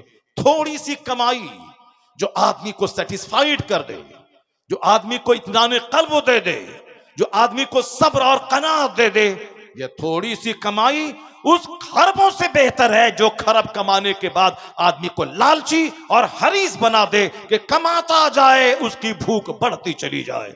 इसलिए हुजूर ने कहा था, जो अपने पीछे दुनिया का गम लगा लेता है, अल्लाह उसकी निगाहों के सामने मुफलिसी के दरवाजे खोल देता है, और जो अपने पीछे दीन का गम लगा लेता है, अल्लाह तबारक व तआला उसकी रोजी का कफील और जिम्मेदार हो जाता है। अल्लाह ताला वहां से रोजी देता है जहां से बंदा सोच नहीं सकता। दीन का गम लगा, जन्नत का गम लगा ले, आखिरत का गम लगा ले, नमाज पंजगाना का गम लगा ले, अपने पीछे दीन का गम लगा ले। देखें अल्लाह ताला किस तरह गैब से मदद करता है। आज बहुत सारे लोगों को घमंड था कि मैं मंत्री हूं, मैं ही हवाई जहाज पे सफर करता हूं। दीन की बातें बोलने वालों को अल्लाह ने वो इस दौरे जदीद में सहूलियात बख्शी। एक मंत्री क्या उतने फ्लाइट से चलता होगा जितना दिन की खिदमत करने वाला, हदीस कुरान की बात करने वाला वो उस फ्लाइट से चलता है। इसलिए इरादा नेक हो, अल्लाह का डर दिल में हो, तो फिर दुनिया में भी अल्लाह इज्जतें देता है, मरने के बाद अल्लाह जन्नत देता है। जो खालिस पक्का दुनियादार जोकर बन के, बेनमाजी बनकर, हरामखोर बनकर, शराबी अय्याश बन के चाहता है कि मैं आराम से जिंदगी गुजारूं, नहीं होगा ऐसा। अल्लाह ने इत्मीनान कल्ब याद इलाही में रखा है। अल्लाह ने इत्मीनान कल्ब सब्र और कनात में रखा है। अल्लाह ने सच्ची राहत मुस्तफा की गुलामी में रखा है। फिल्म के एक्टर की गुलामी करने वाला वह कभी सुकून और चैन की जिंदगी नहीं गुजार पाएगा। मरने के बाद जहन्नम की आग तो उसके लिए तैयार है। इसलिए एक कौम मुस्लिम जब फिल्म के एक्टर मर रहे हैं, जब क्रिकेटर मर रहे हैं, बुरी मौत मर रहे हैं, अरबों कमाने के बाद जलील होके मर रहे हैं, अब तो कम से कम सचेत हो जा, अकलमंद हो जा कि फिल्म में जिसकी पैरवी मैं कर रहा हूं वो जहर खा के मर रहा है। जब उसको खुशी नहीं है तो हमें उसकी नकल करने वाले को क्या खुशी मिलेगी, क्या इंजॉय होगा। इंजॉय फिल्म के एक्टर के डांस की नकल में नहीं है, असल में इंजॉय तो मुस्तफा की सुन्नतों की पैरवी में। अगर चाहता है कि बीवी फर्माबरदार रहे, अगर चाहता है कि बच्चे वफादार रहें, अगर चाहता है कि मुसीबतों पे सब्र का जज्बा मिले, अगर चाहता है कि गरीबी में भी यकीन और एतमाद मजरू नहीं होने पाए, तो मुस्तफ़ा को अपना रहनुमा मान ले, मुस्तफ़ा की पैरवी कर। मिट्टी की दीवार में अल्लाह वो राहत देगा जो बादशाहों के महल में नहीं अता फरमाता। अल्लाह तबारक व तआला हमको और आपको सबको दीनदार और नेक बनने की तौफीक अता फरमाए। आप लोग जब बातें कर रहे हैं तो हम तकरीर समेट लेते हैं। 1.25 घंटे की तकरीर हमारी हो गई। जो टॉपिक मैंने लिया था वो टॉपिक मैंने अभी टच नहीं किया है। मैंने सोचा था कि मैं उस तकरीर को मैं टच करूंगा। आज कुरान करीम की 2-4 इबरत अंगेज कहानी आपके सामने सुनाऊंगा। Undoubtedly in these stories are tokens for those who keep sense. इन कुरान पाक की कहानियों में, किस्सों में अक्लमंदों की आंख खुलती है, आदमी का सीना रोशन होता है। चलिए, मैंने जो कुछ भी कहा आपसे इस 1.25 घंटे के अंदर में 1 मिनट भी मैंने आपका बर्बाद नहीं किया। मैंने हर जुमले रोशनी देने वाले जुमले मैंने कहे हैं। अक्लमंदों के लिए इशारा काफ़ी है। दुनिया की भी आखिरत की भी सारी बातें मैंने आपके सामने की है। मेरी माँ बहन बेटियां, इतना जान लें कि आप बाजार की रौनक बनने के लिए नहीं पैदा हुए। इतना जान लें कि आप जींस टी शर्ट पहन के समाज को ज़िना की दावत देने के लिए आप नहीं पैदा हुई हैं। आपको अल्लाह ने पैदा किया है, आपके महर की रकम मर्द के जिम्मे दिया है कि महर की रकम मर्द देगा, आपकी रोटी का इंतजाम मर्द करेगा, आपके कपड़े का इंतजाम मर्द करेगा। मर्द के निकाह में जब आप आती हैं तो क्या कहा जाता है, इतने महर के बदले इलावे नानो नफका के, रोटी आपकी शौहर के जिम्मे वाजिब है, आपका कपड़ा शौहर के जिम्मे वाजिब है। महर की रकम अपनी आमदनी के हिसाब से लड़का आपको देगा। आप अल्लाह के नाम पे आपको अपने निकाह में लिया है महर की रकम, ताकि आपकी अमानत है, आपके काम आए। बाकी आपकी रोटी मेरे जिम्मे, आपका कपड़ा मेरे जिम्मे। आपका काम सिर्फ इतना है, शौहर के घर को जन्नती माहौल देना है, शौहर के घर को जन्नती माहौल देना है। शौहर की खिदमत करनी है, शौहर के दिल को सुकून पहुंचाना है, शौहर के बच्चे पैदा करना है, शौहर के घर को दीनदाराना माहौल देना है। आप रानी बन के रहें, शौहर हल चलाएगा। शौहर रेडी चलाएगा, शौहर मारे मारे फिरेगा, शौहर 2 साल सऊदी अरब में बकरी चराएगा, वो बकरी चराए, भेड़ चराए, भैंस चराए, हल जोते, वो रेडी चलाए, पंजाब में सड़क के किनारे बैठकर चश्मा बेचे, बनियान बेचे, खिलौना बेचे, वो कुछ भी वो करे, आपके मेहर की रकम उनके जिम्मे, आपकी रोटी उसके जिम्मे, आपका कपड़ा उसके जिम्मे। आप रानी बन के रहें, आप महफिल की रौनक नहीं बने, आप दूसरे लोगों को जिना की दावत नहीं दे। आपका चेहरा शौहर की अमानत, आपका जिस्म शौहर की अमानत, आप अब शौहर की अमानत बन के रहें। अपने बिस्तर को गैरों के लिए नहीं पेश करें। आप घर की चार दीवारी को रौनक बख्शें, उसको जन्नत नुमा बनाएं। बाकी आपका सारा मेंटेनेंस मर्दों के जिम्मे दे दिया गया है, ताकि आप रानी बन के रहें और आपका शौहर एक खादिम बनकर आपकी खिदमत करता रहे। वाह वाह वाह वाह वाह। नारे तकबीर, नारे रिसालत, मसलके आला हजरत खलीफे हुजूर ताजुश शरिया अल्लामा डॉक्टर मुफ्ती शहरियार रजा कादरी। इसलिए ए मेरी माँ बहन मेरी बेटी, कभी गैर मर्दों से बातें करने में, गैर मर्दों से आंख मचोली करने में कभी भी दिल न लगाएं, कभी उसको अच्छा ना समझें। सबसे अच्छी वो औरत है, सबसे अच्छी वो औरत है जो जितना ज्यादा पर्दे में रहने वाली हो। जुमा की नमाज औरतों पे फर्ज नहीं है, क्योंकि जुमा की नमाज पढ़ने के लिए घर से बाहर निकलना होगा। जमात से नमाज होती है जुमा की, औरत घर से बाहर ना निकले, जोहर की नमाज घर के अंदर पढ़ ले। मर्द मस्जिद जाके जो जुमा की नमाज पढ़ के सवाब पाएगा, औरत घर में जोहर की नमाज पढ़ ले, उसको वही सवाब मिल जाएगा। ईद बकरीद की नमाज औरतों पे वाजिब नहीं है। ईद बकरीद की नमाज मर्द बाहर जाएंगे, जमात के साथ पढ़ेंगे, जो उनको सवाब बाहर जाके मुसीबत उठा के मिलेगा, वह सवाब औरत को घर में रहने से मिल जाएगा। क्योंकि जमात में नमाज पढ़ने से ज्यादा बेहतर है औरतों का तन्हा पढ़ना। मस्जिद में नमाज पढ़ने से बेहतर है घर में पढ़ना। आंगन में नमाज पढ़ने से बेहतर है उसारे पे पढ़ना, दालान से बेहतर है कि अंदर घर में पढ़ना। अंदर बीच घर में पढ़ने से बेहतर है कोने में। जितना ज्यादा पर्दा हो उतना ही ज्यादा बेहतर है घर के लिए, समाज के लिए, औरतों के लिए। जब आका इस्लाम ने पर्दे का हुक्म दिया, औरतें जो बीच में चलती थी, सरकार ने कहा कि किनारे चलें, अगर घर से बाहर निकलना ही पड़े मजबूरन तो किनारे चलें। तो आया है किताब में कि औरतें इस फरमान के बाद इस कदर दीवार से लग के चलने लगी कि उनका कपड़ा दीवार में लग जाता था। ये हया का आलम है। औरतें जब पर्दे में रहती हैं तो बारिश होती है, औरतें जब पर्दे में रहती हैं तो रोजी में बरकत होती है, औरतें जब पर्दे में रहती हैं तो बदकारियां नहीं होती है। तो अल्लाह माफ। दिल्ली में कहत छाया, बारिश रुक गई, सारे मुसलमान जमा हुए और बारिश के लिए नमाज इस्तिस्का अदा की। अभी ये मोबाइल, इंस्टाग्राम, फेसबुक के जमाने में नमाज इस्तिस्का का ख्याल किसको है? गरीबी का इलाज है नमाज चाश्त। और 2 हज 2 उम्रा का सवाब, एक हज एक उम्रा का सवाब मिलता है जब बंदा नमाज इशराक पढ़ के मस्जिद से बाहर निकलता है। दूसरों के सामने भीख मांगते हैं कि पैसा दीजिए, मदीने में खर्चा करेंगे। और यहां हुजूर फरमाते हैं जो फजर की नमाज बाजमात मस्जिद में पढ़े और वहां ठहरा रहे सूरज निकलने के बाद, 2 रकअत नमाज इशराक पढ़ के मस्जिद से बाहर निकले, एक हज एक उम्रा का सवाब लेके मस्जिद से बाहर निकलेगा। ये काम करना नहीं है और दूसरों से कहना है कि पैसा दीजिए हम उम्रा के लिए जाएंगे। नमाज फर्ज आजम है, जो फर्ज है वो अदा नहीं करना है, और जो फर्ज नहीं है उसके लिए मांगना है और लालायित रहना है कि हमको सब नमाजी हमको उम्रा करवा दे। क्यों उम्रा करवा दे?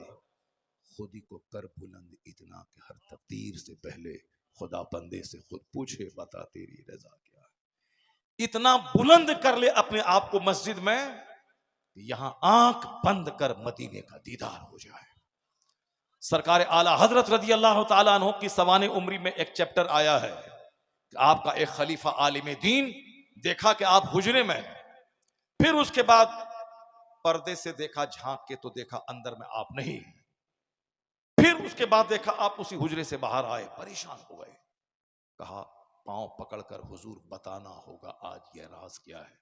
मैंने आपको कमरे में देखा, फिर मैंने नहीं देखा, फिर मैंने उसी कमरे से बाहर निकलते हुए आपको देखा। दिमाग मेरा खराब हो रहा है हुजूर, मैं अब बताएं कि आखिर ये क्या चीज है, मैं पागल हो रहा हूं, समझाएं ये राज क्या है। आपने कहा कि बस आम खाइए पत्ते मत गिनिए। कहा हुजूर वो सब दुरुस्त है, लेकिन बताइए कि ये क्या माजरा है। पाँव नहीं छोड़ूंगा, क्योंकि वो बहुत बड़े आलिम थे, आपके चहीते मुरीद और खलीफा थे। आला हजरत ने उनको कहा अल्हम्दुलिल्लाह, अल्लाह के फजल से इसी कमरे से हर जुमा की रात को मैं यहाँ से मदीने मुनव्वरा जाता हूँ। अल्लाह, आला हजरत कोई मामूली आशिक ने, मामूली आलिम दीन का नाम नहीं है। आशिक रब, आशिक रसूल का नाम है, वली कामिल का नाम है, कुतुबुल इरशाद का नाम है, नाइब गौसे आजम का नाम है, वली कामिल का नाम है। ये शरीर किस्म के लोग ऑल फॉल बकते हैं, रजा खानी तो ये तो वो फला। एक बदतमीज है, वो हमको बोलता है कि सड़ा हुआ रजा खानी है, माज़अल्लाह, हजार बार माज़अल्लाह। वो खुद बदतमीज है, धुतकारा हुआ है, रांदे दरगाह है। आला हजरत जैसे आशिक रसूल, नाइब गौसे आजम, आज भी उनकी किताबों को पढ़ने के बाद दिल रोशन होता है, करोड़ों आदमी का ईमान महफूज होता है। मगर वो बंदा आला हजरत को वो गाली देता है, उनके खिलाफ बोलता है। आला हजरत फाजिल बरेलवी रज़ी अल्लाह तआला अन्हु एक सूखा आलिम नहीं थे, नाइब गौसे आजम थे, कुतुबुल इरशाद थे, शेखुल इस्लाम वल मुस्लिमीन थे। ये कितना बुलंद किया अपने आप को कि अपने हुजरे से मदीना जा रहे हैं, मदीने पाक से वापस आ रहे हैं। आला हजरत का बेटा मुफ्ती आजम हिंद रज़ी अल्लाह तआला अन्हु, बरेली का ही एक नवाब राहत जान थे। वो उनकी तमन्ना थी कि जो गौसे पाक का इस वक्त दुनिया में नाइब है, मैं उससे मुरीद हूंगा। अब वो सामने बहुत सारे बुजुर्गान दिन का चेहरा था, लेकिन वो चाहते थे और अच्छा मिल जाए, और अच्छा मिल जाए, और अच्छा मिल जाए। इसी तलाश में बरेली के नवाब साहब बगदाद शरीफ चले गए। बगदाद की गलियों में घूमते थे, चूंकि जुस्तजू थी कि गौसे पाक का नाइब मिले, जुस्तजू थी, घूमते रहते थे। एक बार खानकाह में एक बहुत नूरानी चेहरे वाले को देखा, समझ गए कि जरूर ये नाइब गौसे आजम है। दिल उनकी तरफ माइल होने लगा। जब करीब गए तो उनको लगा कि नहीं नहीं, और भी इससे अच्छा मिल जाए। जो मोहब्बत का तूफान जगा था, थोड़ा सा सर्द पड़ गया। उसी शौक में बेचैन थे, कोई मिले कि मैं मुरीद हो जाऊं, क्योंकि वो आम आदमी तो थे नहीं, नवाब साहब थे। नवाब साहब थे, आज से 100 साल पहले के, आज से 50 साल पहले के नवाब थे वो, नवाब आदमी। अब चाहते थे कि बड़े से अच्छा मिले। जैसे हम लोग के आगे पीछे रहने वाला मौलवी साहब, वो हम लोगों को कुछ नहीं समझता है, वो समझता है कि और अच्छा मिल जाए।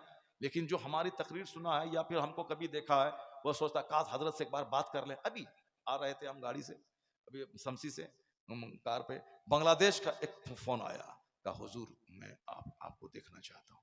हुजूर मैं आपकी मैंने क्लिप सुनी, मेरे दिल को ठंडक पहुंच गई, मेरा कलेजा ठंडा हो गया। हुजूर अल्लाह आपको लंबी उम्र दे, लंबी उम्र दे, खूब लंबी उम्र दे। खूब दुआ देने लगा। उसके बाद बोला कि हुजूर जरा आपको देखना चाहता हूँ, वीडियो पे आपको देखना चाहता हूँ, देखना चाहता हूँ। हुजूर आपसे मिलना चाहता हूँ, मैं इंडिया आऊंगा तो आपसे मिलूं। यानी तरह तरह की बातें। ये दूर का आदमी, और जो आसपास में रहता है बोलता है मैं साहब। तो ऐसा होता है। नवाब राहत जान बरेली में पैदा हुए। सामने आला हजरत मुफ्ती आजम हिंद, आला की खबर है, सरकार मुफ्ती आजम हिंद है। कहते थे कि ये बहुत बुजुर्ग हैं, मुफ्ती आजम हिंद बुजुर्ग हैं, मगर कोई इनसे भी बड़ा मिल जाए। इसी तलाश में गए बगदाद। एक बुजुर्ग को देखा, दिल माइल भी हुआ, और फिर अकीदत का तूफान सर्द हो गया। कहा उसी जोश में, फिक्र में गली गली घूमते थे, मगर कुछ रास्ता नहीं मिलता था। उसी जब बेचैनी हद से बढ़ी, रात में ख्वाब में देखा कि सरकार गौसे आजम जाहिर है। सुभान अल्लाह, गौसे आजम का दीदार नसीब हुआ।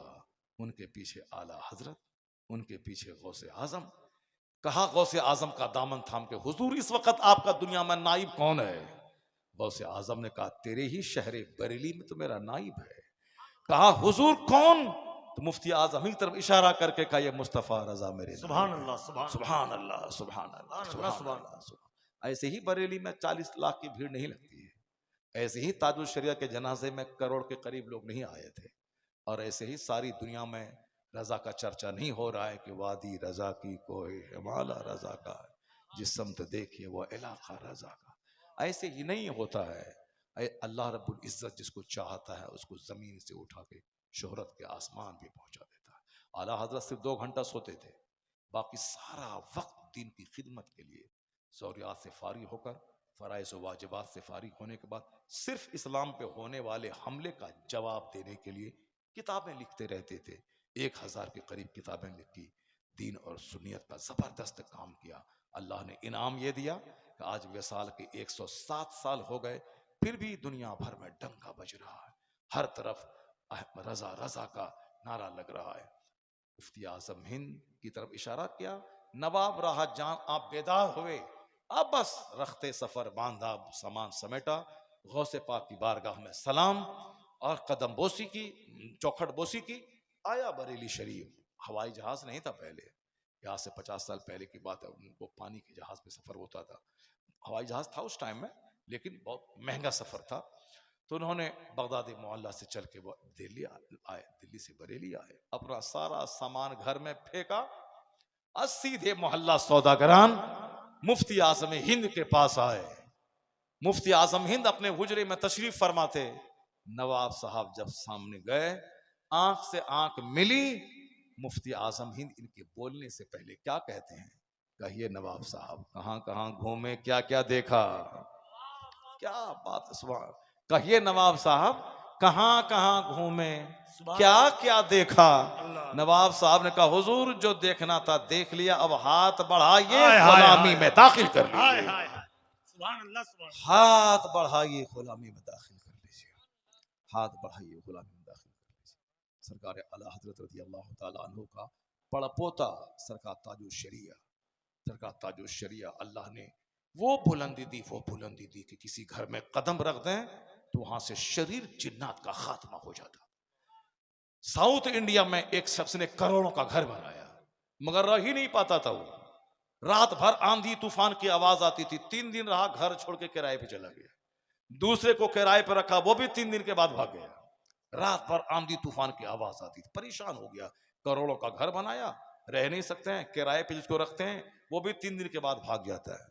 घर वाला एक बार पता चला कि ताजुश शरिया इस दयार में आने वाले हैं, जलसे वाले से मिल के कहा कि जब शेख आए तो उनके सारा इंतजाम रहने सहने खाने पीने का हम अपने घर में करेंगे। जलसे वाले ने कहा कि ठीक है करो। उन्होंने उसी नए घर में, जिसमें कि वो 3 दिन रह नहीं पाया, किराएदार नहीं रह पाते थे, रात भर आंधी तूफान की आवाज आती थी, बिल्कुल जिन्नात का बसेड़ा था। ताजुश शरिया तशरीफ लाए, नमाज पढ़ी इशा की, फिर आप बहुत देर तक वहां रहे, फजर पढ़ी, जलसे में गए, वहां से आए। आपने नहीं बरेली का कील को फूका ठोका। आजकल बरेली का कील पंडवा शरीफ में देखते हैं, वो सब दुकान में लोग रखते हैं, बरेली की कांटी। और आजकल हर आमिल के पास है, बहुत अच्छी कांटी है, बहुत फायदा उससे होता है, उसको घर के कुटे में डालना चाहिए। अब वो अच्छा है, हम ऐसा नहीं कहते वो अच्छा नहीं है, लेकिन उससे ज्यादा अच्छा है कि आदमी रोजाना सुबह शाम चारों कुल पढ़ करके अपने हाथ पे दम करके अपने बदन पे मल लिया करे, अपने बच्चों पे फेर दिया करे। ये कांठी से कांठी खोजता है, मगर खुद से खुद पढ़ना नहीं चाहता है आदमी, दूसरों के ताबीज लेता है और खुद अमल करने के लिए बोले उसको कि रोजाना इतना पढ़ा करो, आयतुल कुर्सी पढ़ा करो, रात में दरवाजा बंद करते टाइम में, सुबह खुलते टाइम में। नहीं हजरत ताबीज दे दिए कोई, जाओ जब ताबीज के अल्फाज जब मिट जाएंगे तो फिर तो फायदा खत्म हो जाएगा। अपने से मेहनत नहीं करना चाहता कोई। एक आदमी बोला गरीब, मैंने कहा एक वजीफा बताता हूँ 10 मिनट का, तुम मालदार बन जाओगे। कहा कौन वजीफा? कहा फजर की नमाज से पहले उठ के वजू करना, सिर्फ 100 बार पढ़ना है सुबहानल्लाह व बिहम्दिही, सुबहानल्लाहिल अज़ीम व बिहम्दिही, अस्तगफिरुल्लाह। कितना छोटा है, 1 सेकंड लगा। सुबहानल्लाह व बिहम्दिही, सुबहानल्लाहिल अज़ीम व बिहम्दिही, अस्तगफिरुल्लाह। फजर की नमाज से पहले रात जब सुबह सादिक तुलू होती 100 बार पढ़ो। कसम खा के कहता हूं, क्योंकि हदीस में जोरदार ढंग से यकीन दिलाया गया है, वो चाहे या ना चाहे मालदारी आके रहेगी। वो चाहे या ना चाहे मालदारी आके रहेगी, खाही ना खाही, विलिंगली अनविलिंगली, चाहे या ना चाहे मालदारी आके रहेगी। करोड़ों में कोई नहीं कर पाएगा ये, 10 दिन करेगा, 11 दिन नहीं कर पाएगा। जिसको मैंने बताया कोई नहीं कर पाया। अब बोलता हजरत तावीज दे दिए, मैं जाओ हटाओ तावीज दे दीजिए। अब सरकार ताजुश शरिया वहां गए, आपने नमाज ईशा पढ़ी, फजर की नमाज पढ़ी, ना कांटी ठोका, ना कोई तावीज घर में फ्रेमिंग करके लटकाने के लिए दिया, कुछ नहीं किया। ताजुश शरिया अपने मामूलात के मुताबिक आपने वजीफा पढ़ा, नमाज अदा की, जलसे में गए, वहां से आए, सफर पे रवाना हो गए। 2-3 दिन के बाद घर वाला कहता जरा देखें कुछ असर उसर घर में हुआ है कि नहीं।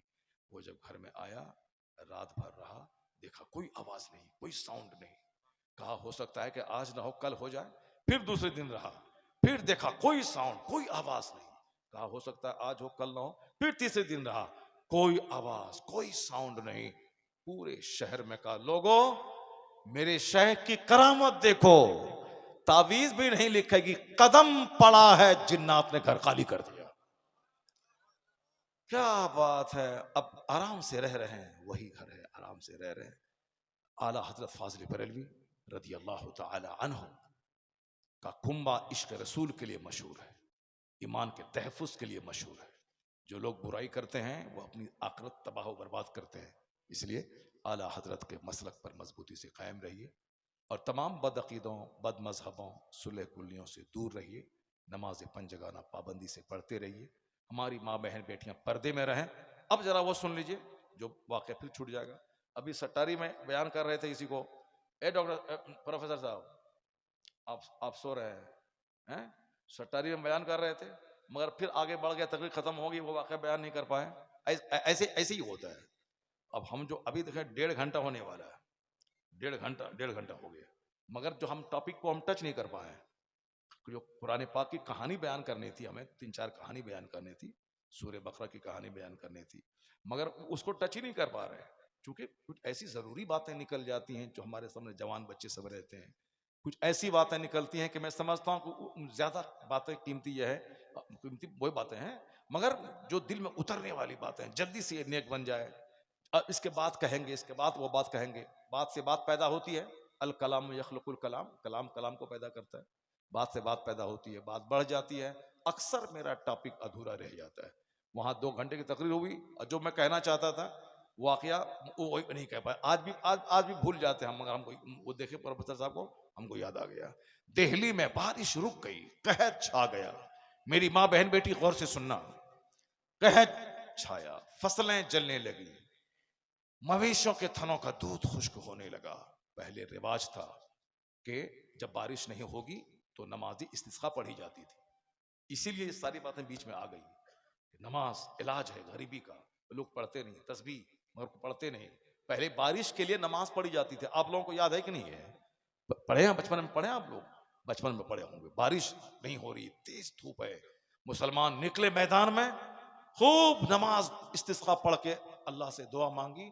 लौटे के रास्ते में वो जोरदार बारिश हुई कि भीगते हुए लोग घर पहुंचते थे, भीगते हुए लोग घर पहुंचते थे। ये नमाजी इस्तिस्का है। बचपन में हम लोग सुनते थे, और लोग आजकल सोशल मीडिया गर्दन तक खाने की वजह से, चलो इस बार बारिश नहीं हुई, कोई हरज की बात नहीं है। इतना हैट्रिक टन गेहूं गवर्नमेंट के खजाने में है, सारे लोग खा लेंगे। बस इसी इंतजार में अपने काम से फुर्सत नहीं, नमाज कौन पढ़ेगा? जरा गौर से सुनिए। दिल्ली के लोग निकले सड़कों पे हजारों की तादाद में, नमाज अदा की मगर बारिश नहीं हुई। फिर निकले, नमाज अदा की, बारिश नहीं हुई, परेशान हो गए। नमाज पढ़ रहा हूं, दुआ कर रहा हूं, बारिश नहीं हो रही। जब गुनाह ज्यादा हो जाता है, पाप ज्यादा होता है, तो अल्लाह ताला दुआ कबूल नहीं करता है। हदीस में आया है कि जिस औरतों के पायल की आवाज गैर मर्द सुने, उस औरत के, उस कौम के मर्दों की दुआ को अल्लाह रद्द कर देता है। औरत बेपर्दा रहे, ये काबा में जाके दुआ करे, दुआ कबूल नहीं होगी। हराम खाए और काबा में दुआ करे, दुआ कबूल नहीं होगी, क्योंकि दुआ की कबूलियत के लिए हलाल ग़िज़ा शर्त है, हलाल ग़िज़ा शर्त है। अब लोग नमाज अदा की मगर बारिश नहीं हो रही है।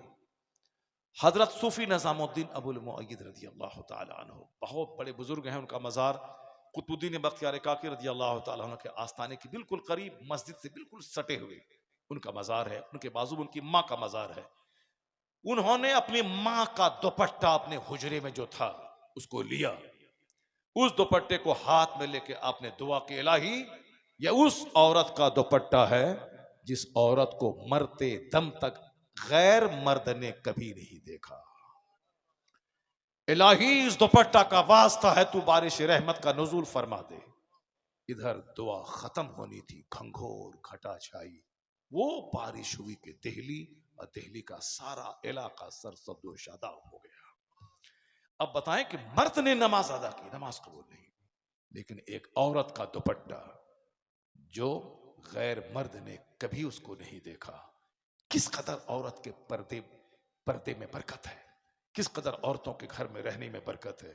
एक मौलवी साहब बोला हमसे, हम उसके कायल नहीं है कि औरत घर में रहे, हम निकाब पहन के घर से बाहर निकले, ये निकाब पहन के बाहर जाए। मैंने कहा हाँ जरूरतन तो निकाब पहन के जाएगी, मोटी चादर ओढ़ने का मसला है। वह निकाब वो नहीं कि निकाब पहने पूरा स्ट्रक्चर बदन से नजर आए, स्टॉल ओढ़ ले। ये स्टॉल ये भी फैशन का हिस्सा है। असल में है मोटी बड़ी चादर, मोटी बड़ी चादर जो सर से लेके पैर तक पूरे बदन को ढांप ले। ये स्टॉल वाला जो मामला है, या स्टॉल यहां तक है और पूरा बदन का हिस्सा दिखाई पड़ता है निकाब के बाहर से। ये स्टॉल नहीं, मोटी चादर जो सर से लेके पांव तक पूरे बदन को ढांप लेके, तो किसी बदन का कोई स्ट्रक्चर दिखाई ना पड़े। कुरान शरीफ में भी यही आया है कि चादर डाले, और ये है। मगर आजकल वो फैशन में सब कुछ चल रहा है, निकाब भी है और फैशन चल रहा है। अब जरा गौर करें कि जिस औरत का चेहरा अजनबी मर्द देख ले, जो औरत गैर मर्दों से बात करे, जो औरत सड़कों पे चले। वो मौलवी साहब क्या कर रहा था, नहीं निकाब पहने स्कूल कॉलेज जाएगी, हम उसके पक्ष में हैं। मदर स्कूल कॉलेज जाए, निकाब में जाए। मैंने कहा ठीक है, जिस स्कूल कॉलेज में औरतें पढ़ाने वाली हों और लड़की पर्दे में वहां जाए, कोई गैर मर्द न दिखे, तो हम भी उसके मुखालिफ नहीं हैं। लेकिन कहा कि नहीं वो जाएगी दुनिया मोड़ मान जाए। हमने कहा कुरान शरीफ में आया है, वह करना फी बुयूतिकुन्ना वला तबर्रजना तबर्रुजल जाहिलिया। अल्लाह ने क्या कहा, ए औरतों तुम घरों में ठहरी रहो, दौरे जाहिलियत के कि आवारा औरतों की तरह आवारा मत फिरा करो। तो तुमने तो खूब औरतों को मेडिकल कॉलेज इंजीनियरिंग कॉलेज में दिखलाया, रिजल्ट क्या निकला? रिजल्ट निकला कि एसपी डीएम इंजीनियर प्रोफेसर तो कम बनी, इस्मत फरोशी का माहौल ऐसा बना कि लव के नाम पे इज्जत और आबरू तबाह होने लगी। स्कूल में, कोचिंग सेंटर में, गांव घर में, वो हांडी धोने वाली, बहारे शरीयत पढ़ने वाली खातून, पर्दे में रहने वाली, उसकी इज्जत तो सेफ रही। ये स्कूल में क्या पढ़ी, साइकिल से जाने के बाद आने के बाद बस love letter, mobile, smart mobile. तो वो साहब पढ़ना के बहाने डॉक्टर तो नहीं बनी, इस्मत फरोश बन गई। कुछ नहीं भलाई है अल्लाह का कानून तोड़ने में। मुस्तफा का कानून तोड़ के जो बंदा अपनी अक्ल घुसेड़ के चाहेगा कि हम डेवलप कर लें, नहीं होगी तरक्की। आज अमेरिका से लेके हिंदुस्तान तक हर एक मिनट पे रेप का केस दर्ज हो रहा है। यह होता रहेगा। नेचुरल सिस्टम से बगावत जो भी करेगा यह होता रहेगा। चूंकि सारा अमन, सारा सुकून, सारा चैन, सारी बरकतें, सारी भलाइयां, सारी तरक्कियां मुस्तफा की पैरवी में है, मुस्तफा की मुखालफत में कोई भलाई नहीं है। खिलाफे पैगंबर कसे रह गुजीर कि हरगिज बमंजिल न खाद रसीद। मुस्तफा के खिलाफ जो चलेगा कभी मंजिल मकसूद पर नहीं पहुंचेगा। आज दुनिया में जो बेचैनी की आग लगी है, इस आग को बुझाने का एक तरीका है। डॉक्टर बर्नार्ड शॉ ने कभी कहा था, he must be God the saviour of humanity if a man like him were to assume the dictatorship of the modern world, he must succeed in solving its problems. मेरे बच्चे तो कहे कौन चलेगा उस मसले पर, इस जमाने में कौन चलेगा? बर्नार्ड शॉ, यूरोप का हाईली क्वालिफाइड आदमी, जिसकी किताब दुनिया की हजारों कॉलेज दरसगाहों में चलती हैं, उसने क्या कहा? इस्लाम के पैगंबर मानवता के रक्षक कहे जाने के काबिल है। If a man like him were to assume the dictatorship of the modern world, he must succeed in solving its problems. क्या कहा? अगर दुनिया पैगंबर आजम को अपना रहनुमा मान ले, उनके मार्गदर्शन में जिंदगी गुजारे, वो कहते हैं सारी समस्याओं का समाधान मिल जाएगा, सारे मसाइल का हल मिल जाएगा। अल्लाह तबारक व तआला हमको और आपको और दुनिया के सारे मुसलमानों को अपने नबी मुहतरम सल्लल्लाहु अलैहि वसल्लम की सच्ची गुलामी की तौफीक अता फरमाए, सरकार दो जहां से सच्ची मोहब्बत की तौफीक अता फरमाए, आका अलैहिस्सलाम के रास्ते पे खुद, बीवी, बाल बच्चे बच्चे सबको चलने चलाने की तौफीक अता फरमाए। आमीन। वाखिर दाअवाना अनिल हम्दुलिल्लाह।